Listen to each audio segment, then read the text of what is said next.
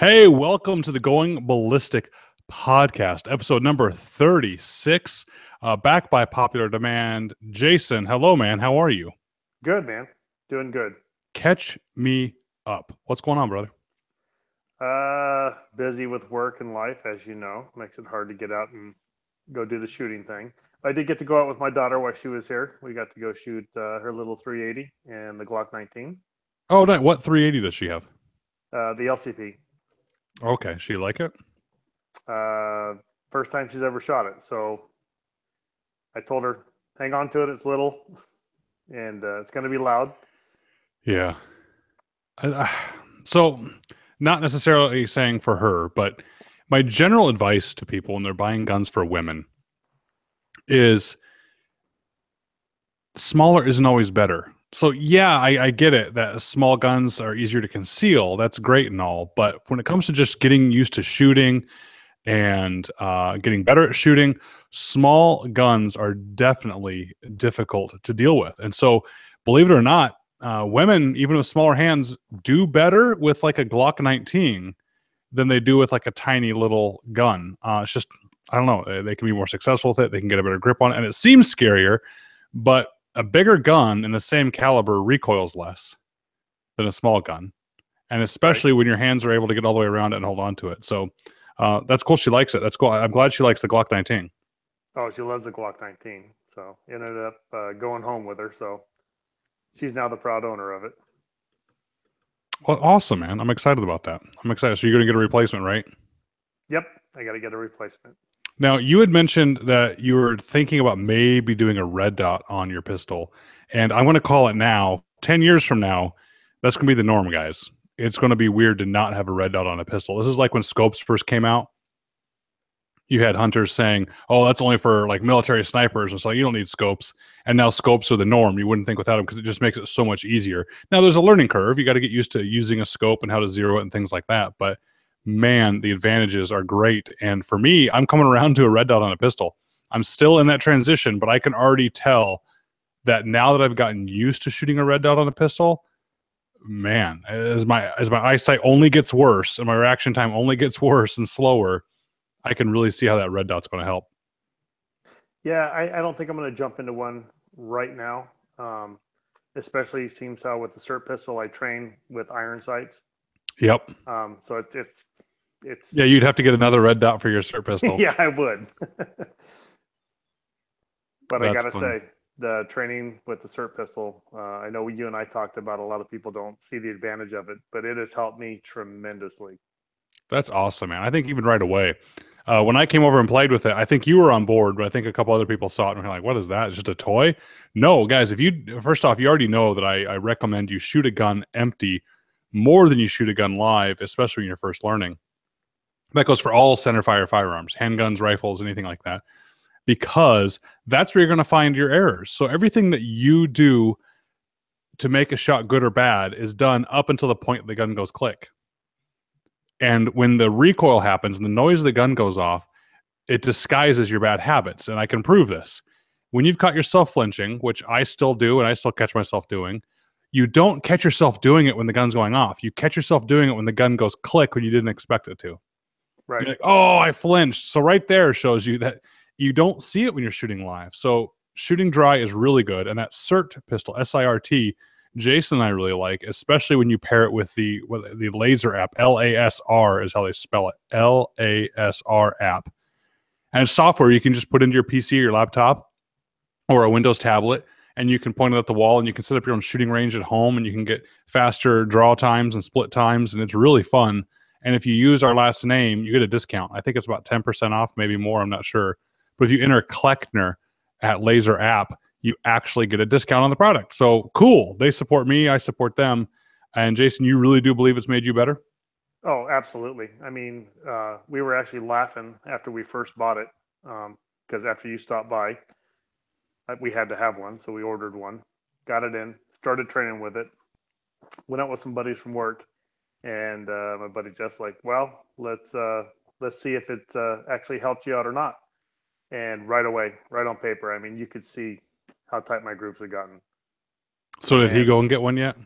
nope, he hasn't bought one yet, but they borrow mine all the time. If you borrow I've had, something more than twice, you got to buy your own. that's right. Does your So, dad ever give you that rule? no, no, he Oh, never gave me that that was my rule. dad's rule. Even when I borrow it, he's like, "Yeah, you can borrow it. Of course you can." He's like, "No, you've already borrowed it twice. You got to go get your own now." That's the rule in life. You return something in as good a condition or better than when you borrowed it, and if you borrow it more than twice, you got to get your own.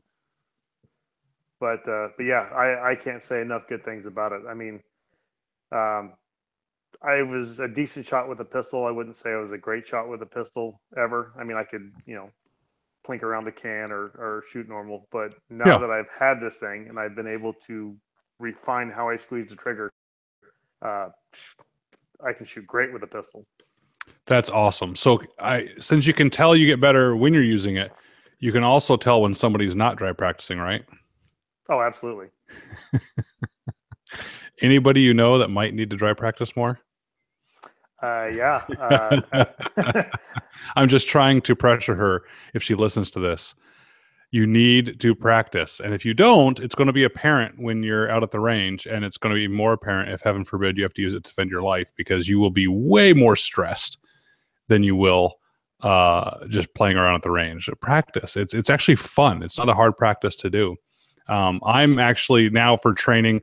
I'm actually going back to the gym, Jason. I went Uh-oh. back to the gym for the first time in longer than I care to remember on Monday, and I've actually made it every single day since. So 3 whole days, and it feels good. It's nice to be back. It's kind of sad to see how much I let myself get out of shape, but it's nice to be back in there. So I'll see if I can keep it up, and she needs to keep hers up too. So we're already getting comments in on the YouTube live chat of this podcast, and one of them I want to touch on is my notes here. Hydro Life, you'll be happy to see is to talk about the 224 Valkyrie. So you're asking about it, and that's what I'm going to be bringing up in a little bit with Jason. Somebody else asked, how do I like the SIG 2400 rangefinder and ballistic calculator? That SIG product is the best thing going. I think we've talked about it before. I think it is the biggest leap forward in technology for long range shooting in years. It is amazing. So especially if you don't have any gear yet and you're going to get something, you have your weather meter, your rangefinder, and your ballistic software all in one, and it works great. I love it. The app is so smart; it learns as you go, so it continually improves your ballistic, profile.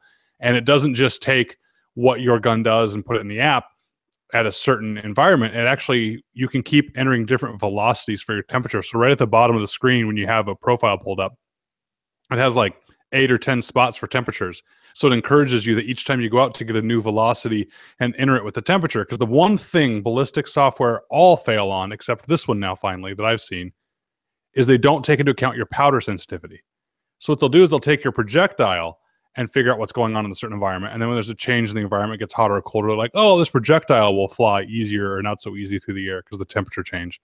But it can't ever calculate your powder because it doesn't know what powder you're using. You usually don't enter that, and it doesn't know the burn rate of your powder. So what's nice about that SIG app is that I get to teach it, hey, at 110 degrees, this is what my bullet was doing. And at 40 degrees, this is what my bullet was doing. So it can actually take that into account. It's really awesome. It's pricey. I mean, I have them on collector.co if you want to pick one up. But it's not pricey if you don't already own the gear. Because if you're going to buy that good of a laser rangefinder, the last time I was in Arizona, I was ranging rocks in the farthest hill I could see, which was 2,800 yards.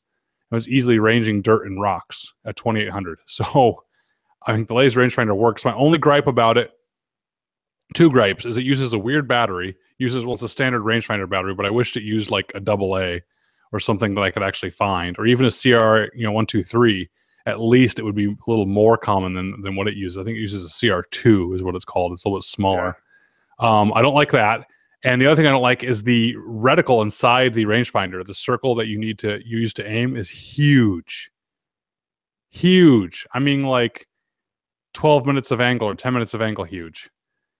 So when you're trying to like laze a target at 2,000 yards, the circle is so much bigger than the target. You kind of have to play around with it to figure out where the laser actually is within that dot. So it can be a little tough. But those are 2 very minor gripes to an amazing product. So that's awesome. And Steve, go ahead. Go ahead. Sorry.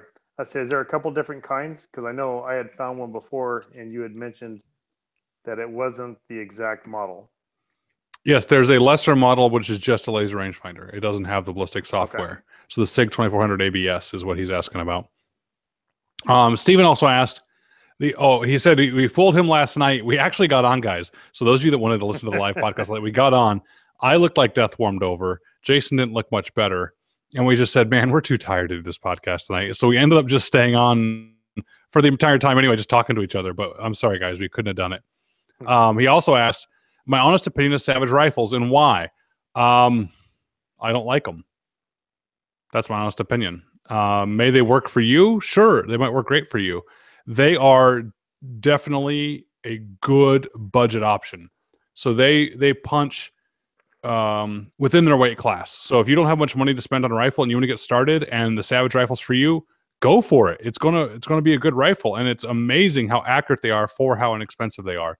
Now, the reason I don't like them is I'm picky. I like smoother action. I like a better bolt. I like a better trigger. I like all those things, and they tend to be, again, the more budget variety. I've also had horrible luck as an instructor. Now, I was teaching full time for years ago, but back then, not a single Savage ever made it through a course. And I was teaching 7 and 10 day long sniper courses to, like military police snipers and every once in a while the weekend warrior. And they'd come out with a Savage, and sure enough, the Savage would break somehow. The bolt would break, a roll pin would shear. We actually would have to have guys running into town to try and find parts and going on from gun shop to gun shop.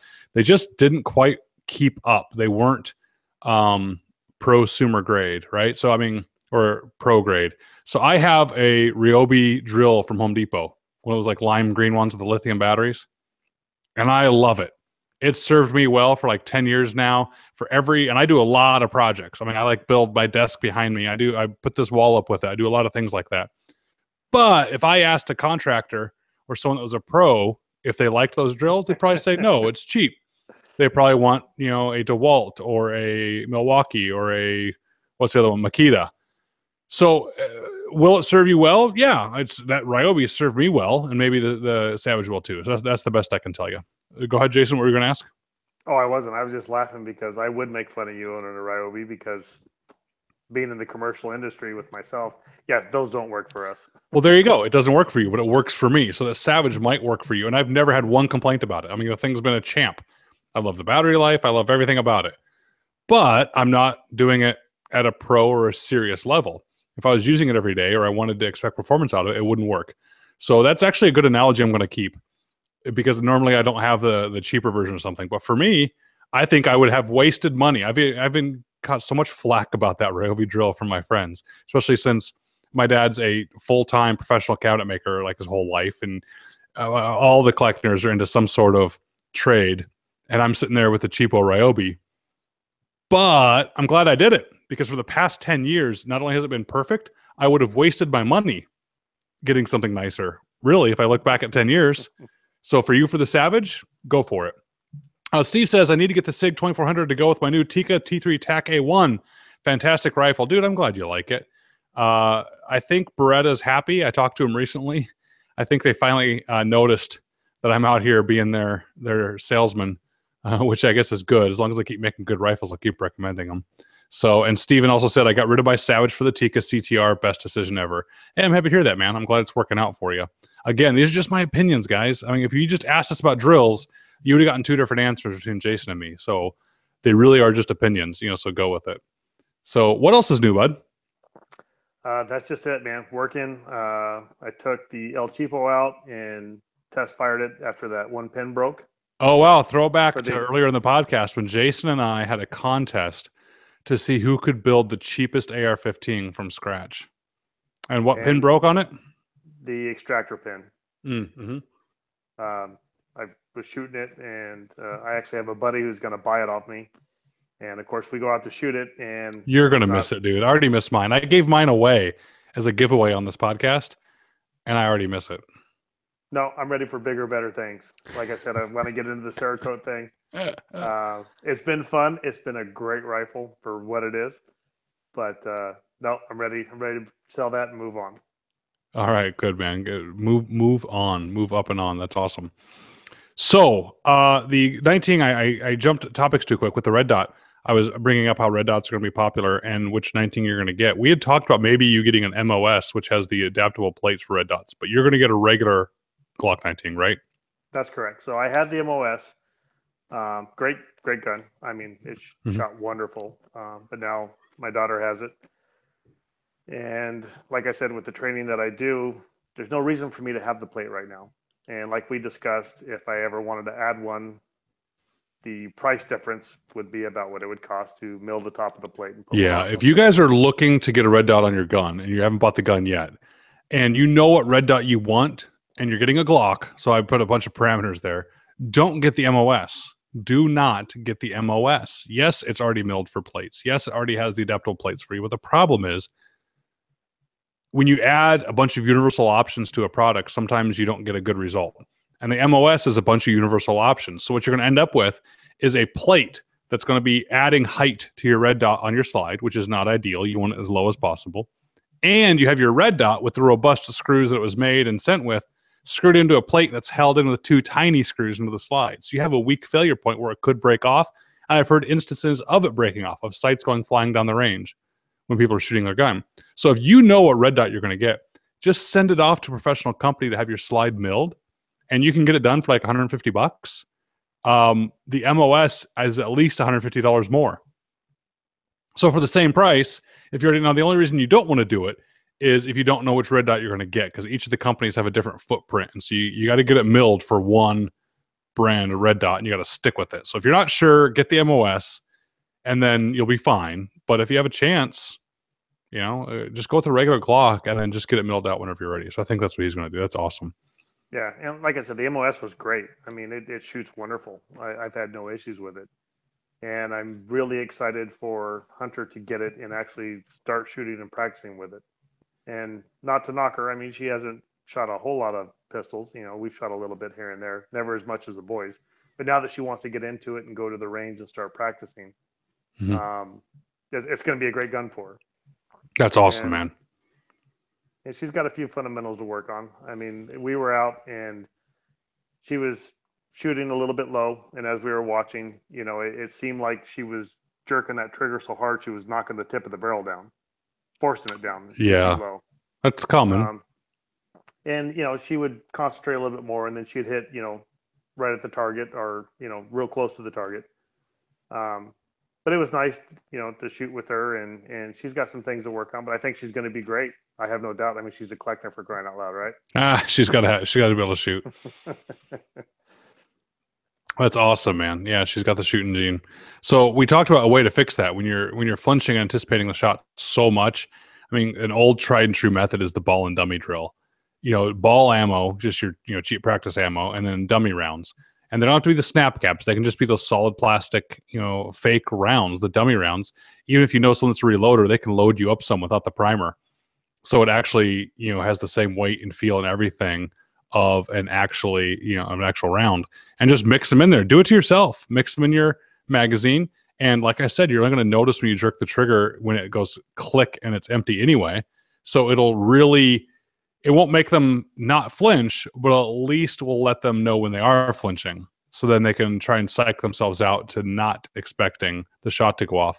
So that, to me, that really, really helps. Another thing that helps is what used to be called the dime washer drill, using a dime or a washer. Take a coin and put it on the front sight so it's balancing. Hold the gun out, put a coin so it's balancing on the front sight, and make the gun go click without it moving and falling off. And keep trying that. You can do that on an AR-15 is how we used to do it. You'd actually balance it on the barrel of an AR-15 and lay down and try to make the gun go click without it moving to teach you good trigger control. It's just some ways to make it more fun to learn how to dry practice. And by the way, that red dot, that's another way to help with dry practice. When I use that red dot on my pistol, man, I can see when that thing moves immediately. Whereas with iron sights, sometimes they could come out of alignment and it's not readily apparent to the shooter. So yeah, man, a lot of tools out there. But the point is, the takeaway here is practice. Practice without ammunition. I just actually wrote an article for Gun Digest that'll be coming out soon that talks about the 8 tips to better long-range shooting. And one of the tips was shoot less ammo. I talked about stop wasting ammo, dry practice, get better at it. And then the very next tip is shoot more ammo. I explain, just to get out and practice is better than almost anything else. So that's awesome, man. and it's about making it fun. I mean, what we've done with the SIRT pistol is we actually made a gigantic dartboard, and we get back about 25 feet and shoot a game of cricket or 301 with the SIRT pistol. And, you know, we made the triples pretty small. So, I mean, we got to take the LASR program and make the dot as small as we can make it. And the rule is if the dot's not halfway over the line on the board, it doesn't count. You know, so it gets pretty competitive and it's fun. You know, That's awesome. Yeah, you got to really set that up carefully. Aaron and I used to do that with airsoft guns. We used to take his airsoft gun and we'd put a modified dartboard. We'd only do like 5 sections. We'd make them like huge sections. And so you could play like cricket because you only need to go down to what, 16 or 15 with cricket? 15, yeah. There you go. So we would do the 20 through 15 and that's it on a big like slice of the pie board on cardboard. And we'd sit there in his garage and with a shot timer though, and you'd put like a 2-second or a 3-second par time on it. You had to get 3 shots off for 3 darts. So from the holster, beep, draw, pop, pop, pop, and the timer would go off and you couldn't shoot past the buzzer. So like a 2-second one where you're pulling out and shooting a 3 as fast as you can. It's really fun because then it's a lot more laughing and goofing off because you can't take your time to really aim. You actually, I think once you're done with it, you can graduate to trying to do it quickly. So it's a lot of fun. Oh yeah. The one thing I wish that I could try to set up with the LASR program would be to somehow link up multiple cameras where you could set them up in the house and set up targets and actually walk through and targets. That'd be a blast. That would be. Yeah. It's too great. You go play it modern round or things like that. Yeah, and that's a blast too. Don't get me wrong. And they use the SIRT pistol there as one of the options, but instead of a laser dot, it's an infrared. So you don't get to actually see the laser dot on the screen. Yeah, they sell those, and the laser app comes. You can buy it with an infrared camera. Yeah, which I think I would like if I had to do it again, because I'll be honest, once I've shot a couple shots, my eye transitions from the sights to the dot on the wall. Yeah, you know, I start shooting by pointing. So what I did on my pistol is I moved the dot and unzeroed it. I moved the dot so far away from the sights and then measured how far away it was. Okay. I set up my entire shooting range with the laser app, and then I moved every target exactly that far away. So when I aim at like something the size of a playing card on the wall, my dot is 2 feet away, but the laser app is set up to recognize a playing card size thing exactly 2 feet away. Does that make sense? Oh yeah, absolutely. Yeah, so it makes me focus on the front sight, you know, and actually shoot that way. But I was like, man, I could just go to the infrared and pay a little bit more money for infrared camera, would be better. I think it'd be a lot more fun. So that's awesome, man. So the new news in the industry, for especially for long range shooting, is this 224 Valkyrie. Have you heard of it, Jason? No, I have not. So for everyone that's listening and is excited to hear what I have to say about it, here it goes. I'm not impressed. I mean, yeah, it's so cool on paper, and wow, gee whiz, this ballistic chart shows all these cool numbers. Guys, have you ever heard of a cartridge being introduced in the past since you've been paying attention to cartridges that wasn't just infinitely better than everything else? Right? I mean, every single matter of fact, I can't blame manufacturers for doing that, because if they didn't believe that, then they'd be stupid to come out with the cartridge. But every single cartridge that is announced by a manufacturer for an ammo company comes out, or even Wildcats, oh, this is better because it burns less powder for the same deal, or it doesn't burn the barrel, or it gets this velocity and this energy at this distance, and it's better. Guys, if everything was really truly better, I'm not saying they're lying, but if everything was just like across the board, quote unquote, better, we would have phenomenal cartridges by now, because 300 of them have come out in the past 20 years. And if they're all better, we'd be 300 times better than what we had 20 years ago. But we're not. I mean, the 6.5 Creedmoor, oh my God, the 6.5 is amazing. It's a 260, guys. The 260 outperforms the 6.5 Creedmoor, honestly. But it's a reinvention of the wheel. You know, I've seen if you take and you graph out the ballistic profiles, whether it's the velocities, the energies, or the drop of modern American cartridges, you'll find they all cluster together in bands. You have all your magnums, all your large rifles, and all your small rifles will all kind of cluster together because they're not much different than each other. And yeah, one will get you more velocity, but it won't have as much energy, or you don't have as much mag capacity, or you don't have the same mag length, or it's harder to find and reload, or it's just, guys, there's no free lunch. It's the same gunpowder with essentially the same bullets. So what the 224 Valkyrie does, which is kind of cool, I get it, it's cool, is they take a cartridge that's kind of close to the 6.5 Creedmoor in ballistics, and they get it out of a AR-15 sized magazine, which is cool. That's really, really cool. But doesn't mean there's a need for it or that it's going to be that much of a benefit. So here's what it is. They take about I think it's a 6.8 piece of brass. They haven't come out with too many details yet, but I think it's a 6.8 SPC brass, which again was yay, it's going to be the best thing in the world. And then it went to be kind of a dud. And then they came out with the 30 Remington, which was supposed to be the best thing in the world and turned out to be a dud. Yeah, JB's right. He made a comment, understanding it's supposed to work in the AR-15. He's right. So it works in an AR-15 magazine. Absolutely. It works in an AR-15. So it's a 6.8 cartridge necked down to a 223 bullet. That's why they call it 224, because a 223 bullet is actually 0.224 inches in diameter. So it's a 6.8 necked down to a 224, which allows you to get a lot more powder behind it. And they're like, well, it's so much better than the 22 Nosler that just came out, which was another AR-15 cartridge that was supposed to be way better than the 223 because it was way faster. It's not. You graph it out on its drop or the range. The 22 Nosler and the 223 are almost identical. Yeah, it's a little faster, but is it really worth getting a special bolt and a special barrel and a special magazine to feed right? Because yes, I know these AR-15 magazines will work, but 6.8 really should have its own magazines, special magazines for the 6.8 for the feed lips and everything. Is it worth it to you? Great, it's worth it to you. To me, I like an AR-15, which I don't like honestly anyway that much. But if I do like an AR-15, it's because of its uniformity. I like having 223 everywhere. I like having 223 bolts and parts everywhere. So once I go to this really random, unique Wildcat, which is not a Wildcat, I guess when a manufacturer comes out with it, I just don't get it. So they say, well, it keeps up with the new 22 Nosler up close, but then it catches up to the 6.5 Grendel at distance, and it's faster than this. So yeah, great. I'm actually looking at a blog post about it right now with some ballistics charts, and it says it has the 224 Valkyrie compared to the 22 Nosler, the 223, and the 6.5 Grendel. So for velocity, it actually starts out slower than the 22 Nosler and the 223. But it ends up faster. And that's because they're getting a heavier bullet. So they're shooting a 90 grain bullet out of the gun. So it's starting off slower. That makes sense. It's heavier. But it maintains its speed better. That also makes sense. We know that a heavy bullet maintains its speed better, but it's not much. I mean, it's faster. I get it. It's faster. On the chart, it looks like about 1,300 feet per second at 1,000 versus 1,000 feet per second at 1,000. So yeah, it's definitely faster. Cool. If that's worth it to you to have an entirely new bolt, barrel, and magazine and gun that can't work with anyone else's ammo and can't work with anything else and special purpose belt, then do it. Good for you. But I bet there's 10 other things you could do to your AR-15 with a Wildcat cartridge to get the same performance.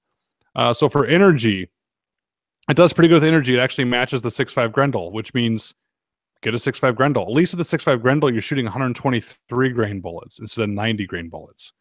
So that's another question I think this invites is, why would you want it over the 6.5? So David said, more punch, flatter bullets, the same AR platform. Seems like a win for me. So David, yeah, you're right, but there's a lot of things that can do that. I mean, David, you and I could work together and come up with something that has more punch and flatter bullets. Matter of fact, I'll design it for you. Take a case a little bit bigger than the 6.8. Right? I mean, so that would do the same thing. So I could take whatever case is slightly bigger than a 6.8, neck it down to 223, and David, we've now made a better cartridge because it's going to be the same bullet, so it's a nice flat shooting bullet, and I want to get more velocity out of it because I'm going to get more powder in there. So that's going to be like the next new thing. So the cartridge case is like a millimeter bigger in diameter. It's going to be the greatest new thing in 5 years. But that just means another cartridge, another bolt face, another barrel, another everything. And then someone else is going to make theirs a little bit bigger, and it's going to shoot flatter. So it's just... That's all I'm saying is, yes, everything's quote-unquote better on charts. I think I said at the beginning that, yay, the charts, it's great. But I'm telling you right now, it's about the same as a 6.5 Grendel, right? I mean, I'm telling you the energy is the same. The velocity is barely faster than the 6.5 Grendel. It doesn't drop as much. That's good, I guess. But either way, you guys know me. I still like 308 for stuff. But if you're shooting at a target and you really want to think about energy, man, the 123 grain bullet's sure going to hit harder than the 90 grain little 223 bullet. I mean, 6.5 is a little bit bigger, right? So they go through the drop in inches and the drift in inches for wind, and it has the least amount of drift. So again, cool. Very, very cool. I don't mean to take away from the stats. I mean, it wins on the ballistic chart game. Again, though, until I make something else that beats it, until the Kleckner Comet, until I do the 224 Kleckner, which is whatever case is a little bit bigger than the 6.8 in the same bullet, and I'm going to go, it's revolutionary. And I'll show you on ballistic charts how it goes faster. That's all it's doing is it's going faster. It goes faster, so therefore more energy, less drop, less wind. This is the greatest thing to happen to shooting ever. The problem is, who knows if the round's going to stick around? So you guys remember this one, podcast number 36. Come back to this one and rub my face in my own words if this takes off to be the greatest new thing ever. But to me, the beauty of the AR-15 is not to get the fastest, flattest shooting thing, or else you do the 6.5 Grendel, or you would get an AR-10 and just shoot it in 6.5 Creedmoor. That's common. That took off. So at the very beginning, I thought the same thing about 6.5 Creedmoor, and it finally took off. So if you really want something that's going to reach out and touch something and have some energy, just shoot a 6.5 Creedmoor or shoot a 308 AR-10. Yeah, it's not very flat, but it works. So I think I've talked about this, Jason. Please tell me.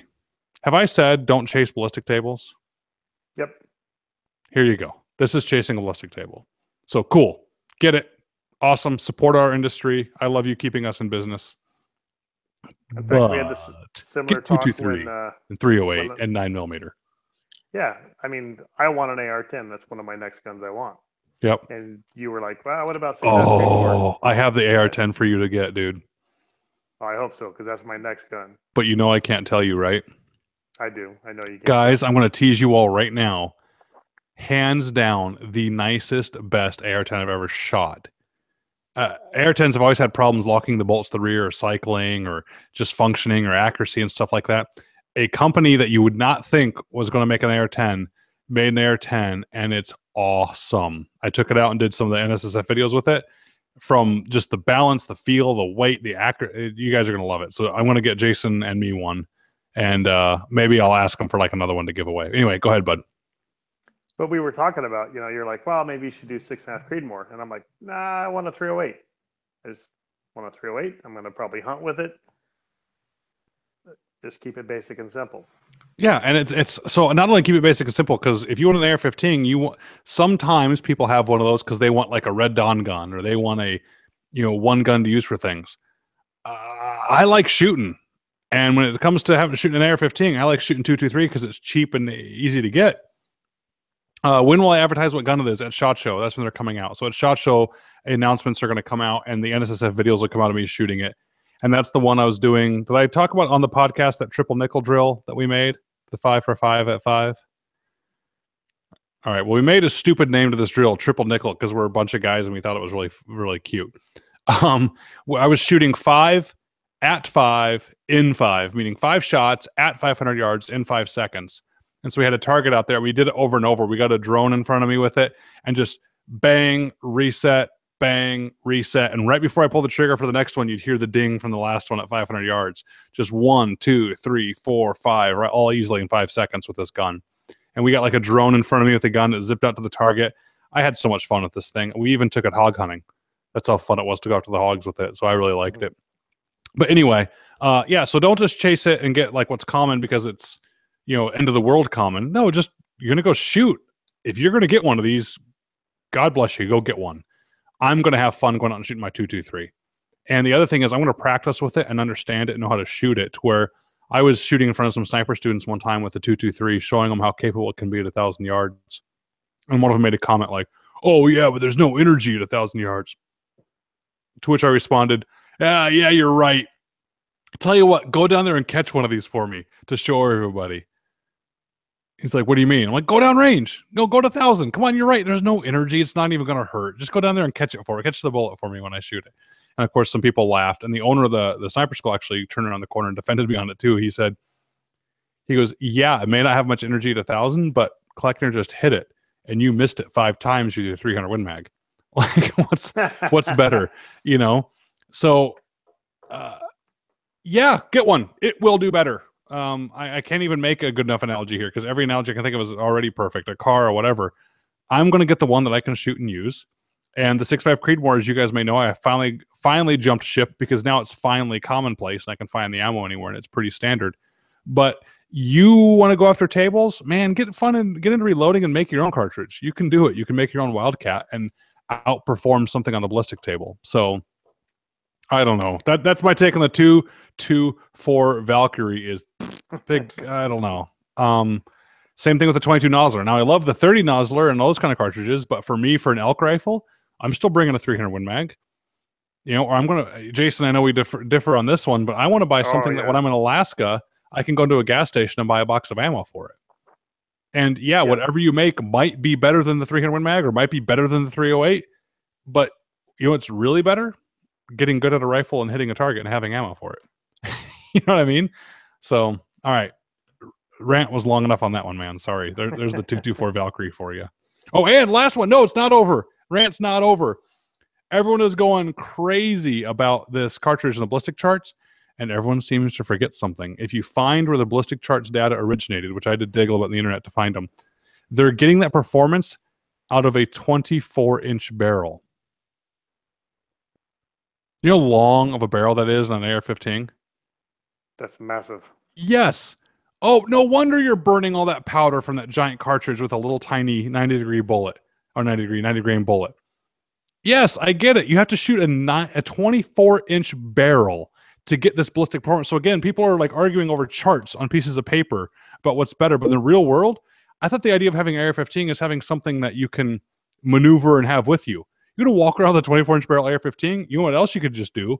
Like we're talking about, get an AR-10, and its still overall length will be shorter than a 24-inch barrel.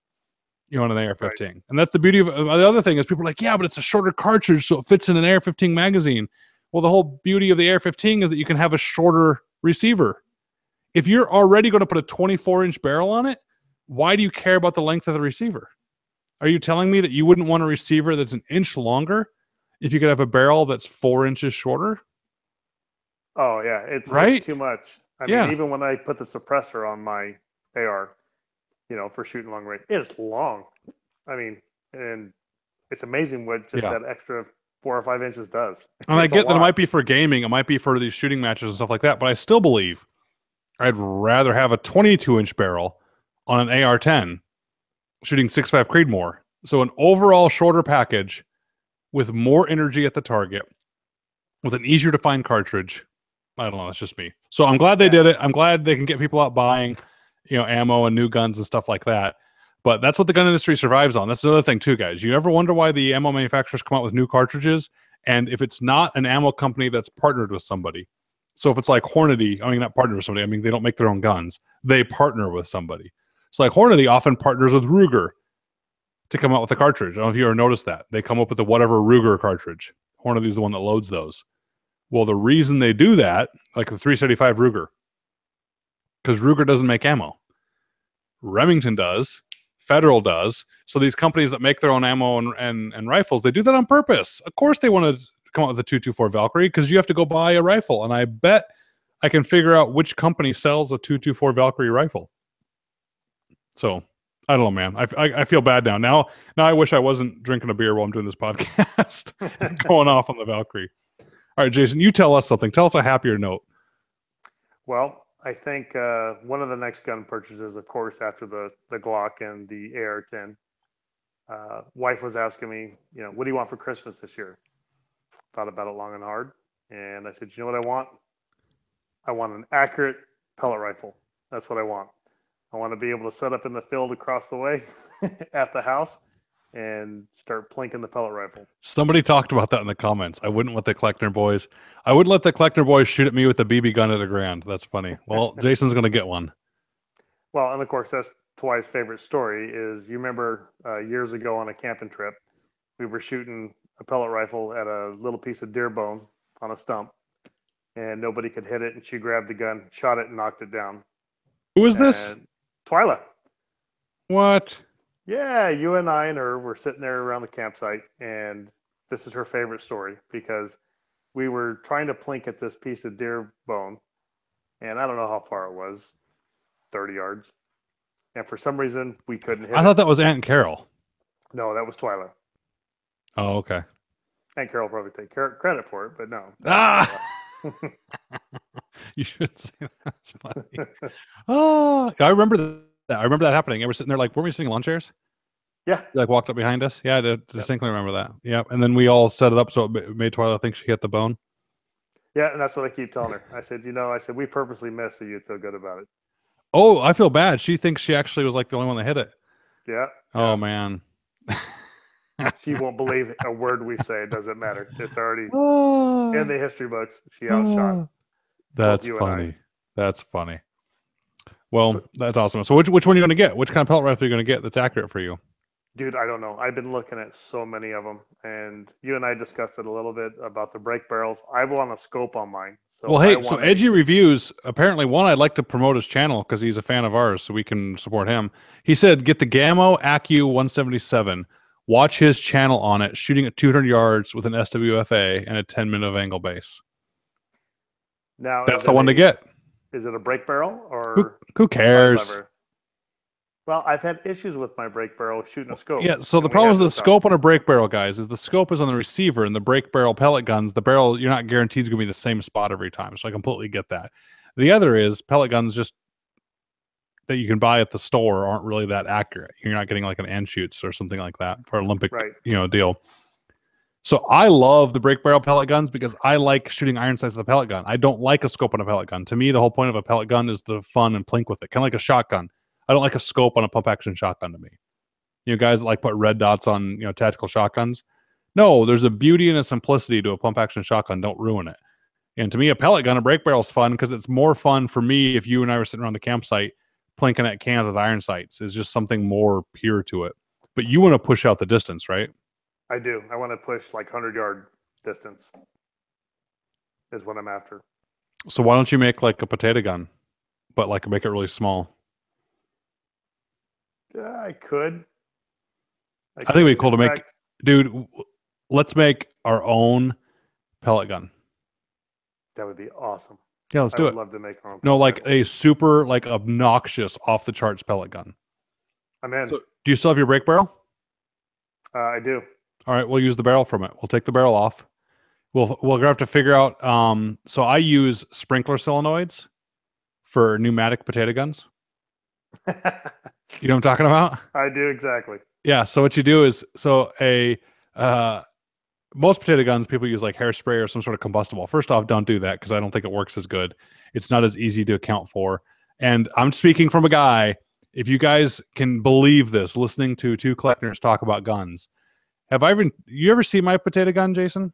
Absolutely. I even got to watch you shoot it. Guys, was that, well, I shouldn't ask you because you might have seen a cooler one. To me, that was the coolest freaking potato gun I've ever seen. It had a rifled barrel. So yes, I actually paid to have my PVC barrel from my potato gun rifled. And it was clear PVC. So you could actually see the potato in the barrel and see the flash at night going down. You can see the rifling in the clear barrel. And it had an elbow on the back. So it was like the shoulder stock that went into the container at the bottom, the combustion chamber. And it had a onboard blue propane tank, the small propane torch tanks. Mm-hmm. And it was connected. I had to go through all these brass fittings at Home Depot to get all the right pieces together to like a 6-inch stainless steel braided freezer line for the gas. And then I put it into 2 ball throw valves with brass in between it to where I could meter out 2 cubic inches of gas. So you could open up the first one and it would fill, shut it off, and open up the second one, and it would dose in the 2 cubic inches of gas. And then the barbecue sparker was rigged to the 2 handles, so it was actually firing in series. So it had 2 sparks going off for the same. I went overboard on that one. And it was all on board. So the propane was mounted with the hose clamps on there and everything. And it just didn't work half the time because I had to get enough fresh air in there to get it to work and get the metering all worked out. And I had a pressure gauge on it. It was insane. The point is, those are a pain in the butt because if you don't have enough fresh air, or if you have too much gas or not enough, it doesn't work right. If you guys want to make a good pellet gun, make it pneumatic. Because one, I think it's safer, is you can build up the pressure as slow as you want and then release the pressure versus having a combustion go off and an explosion of pressure. So you have less chance of it going off. You can make it with a bike pump. You can just build it and put a Schrader valve in there and pump it up if you really wanted to, or use an air compressor to fill it up. But for the valves, you can either just take a sprinkler solenoid and drill out the cap where that's above the diaphragm of the green sprinkler solenoid. Mm-hmm. And you can actually, so Bobby's right. He must listen to trigger words. A potato gun's actually a firearm. But Bobby, I'm not going to give it away. If you can put it in the comments, I will send you a free autographed book, if you don't already have one, of what is a distinction that you think I might be asking about that makes a potato gun a firearm or not. Because I've just described certain things tonight that aren't firearms. That's all the clue I'm going to give you, Bobby. So some potato guns are firearms, Bobby. You drill a hole through the top, and you make it like, I think it's about a 1/4-inch hole, and you screw in a air nozzle for blowing off your shop floor. Yep. And if you screw that in, that nozzle becomes your handle, and the trigger for the nozzle becomes the trigger. And what happens is that diaphragm in the sprinkler solenoid is held in place by the vacuum of air pressure. And when you squeeze the handle, it makes a little bit of a burp of pressure, which makes it an exhaust valve, and it fires the potato gun. It opens the diaphragm. So it's a cool way to do it. The other way is I actually wired them in series. I've had them wired into 9-volt batteries with a Radio Shack switch. The 9-volt batteries open the sprinkler solenoids and fire it. So, dude, we could do sprinkler solenoid with a small tank, because you're not going to have to go crazy on the tank, right? You got to keep it small enough. But we should get where you can meter the pressure exactly, like a bike pump. So like nothing more than like a 12-ounce can of Coke would probably even be too much. And put an air gauge on it, a Schrader valve. We can pump up to it at like a precise pressure and figure out a way to fire it. Dude, you might have like a supersonic. Matter of fact, we will. Let's make a supersonic pellet gun.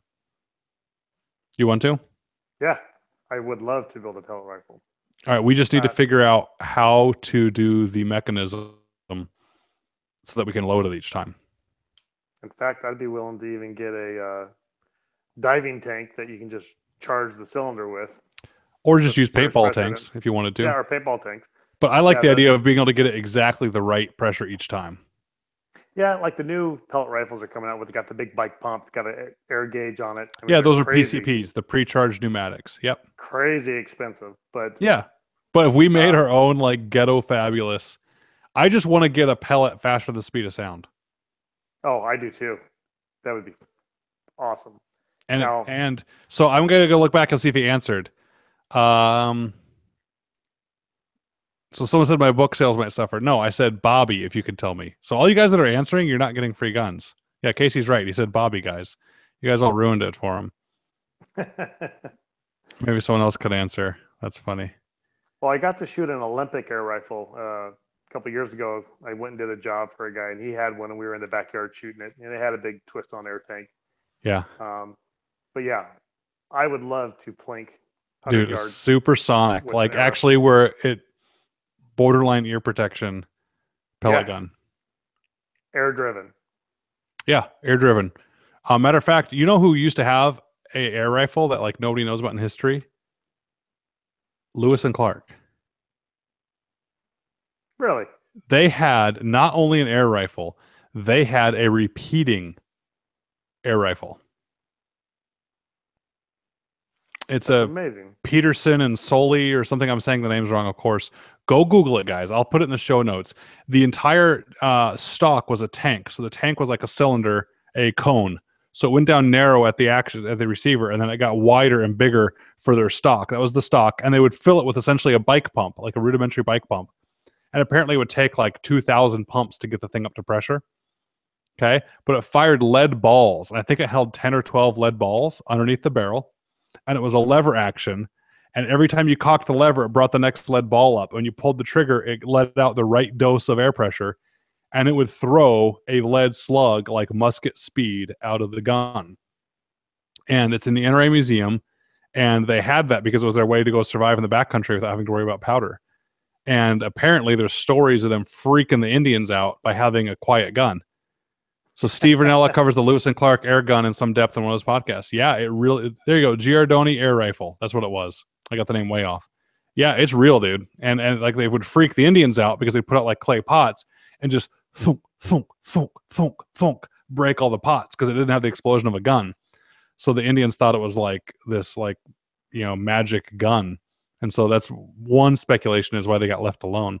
So let's like go back to our roots, man. Let's do a early American uh, homemade air rifle and see if we can either get a pellet supersonic or figure out why no one else has done it because it doesn't work. We'll try. Oh, yeah, dude, I'm in. Absolutely. Sounds All like a right. ton So of if fun. anyone else has good ideas, let us know. I think the hardest thing for us to do is going to be figure out the mechanism to be able to open up like a bolt to get it in. Because however you would open it up to get it in and close it again is going to be an opportunity for the gas to leak and escape. Right. Right. So we might have to do a muzzle loading one, or we might have to thread your barrel and screw the barrel in each time. You know, put the pellet in the back, screw the barrel in, and then shoot it. You know, but I Or, don't know how we do for accuracy. yeah, I know when we were younger in grade school, we made a full auto BB gun. Um, Of course and you just did. had them and just had them roll in. It ran it off the air compressor. We essentially took a sandblasting nozzle, made a fitting, made the barrel fit, coned out the back of the barrel. The magazines were CO2 cartridges with the tops cut off. Would hold Oh, that's about a awesome. Yeah, I could picture that. make about it'd hold a couple hundred BBs. You'd stick it right on the top of the sandblaster nozzle and crank up the air compressor and just let it go. So uh I used to take my blowgun, which was a bigger caliber when we were young. The blowguns now are like a smaller caliber. You notice that? The 40 cals now, yeah. What were they used to be? Used to be 50 cals or 45s or what? No, it used to be I think 5/8 .625 because that was the beads that we used to use instead of the Yeah, those cones. orange beads on a Yep, string. You could cut them off and melt the wire and stick into the bead. Yeah, yep, those like could hit with authority. Even just the beads were fun to shoot because they hurt. yeah. So I figured out my dad's air compressor with that. Uh, the big rubber mouthpiece. Remember that, and the big like Oh metal yeah. tubes for them, and the nasty camo tape wrap on them that would be on there sometimes. So I would actually take my dad, cut his arrows for an overdraw. That was like as fancy as we got with archery. We all shot bare bow, finger tabs, but it was a compound bow with a bare bow. And I remember one year my dad got an overdraw, and that was like all the technology we could handle for shooting archery. So he cut 2 inches off of all of his arrows. So I found all of the ends of the arrows with the inserts in them. So I just screwed field points into the inserts that were already in the aluminum arrows, and then I gathered my stepbrother's cigarette butts and I stuck them in the back, and then like tore half the paper off and fluffed them out. And I stuck them in the back, and I'd stand in the backyard, hold it by my hip, and it would have like some recoils that went off. And I damaged some things in my dad's backyard. I feel bad about. I shouldn't talk. Like there's holes in his shed that I don't know if he ever knows where they came from until now. But yeah, I was launching those things. It was awesome. So make the barrel a vacuum and we'll break mock. That'd be cool. So anyway, yeah, we'll figure that out. I think we've rambled enough. For those of you that are tired of hearing Jason and I rambling, I'm sorry.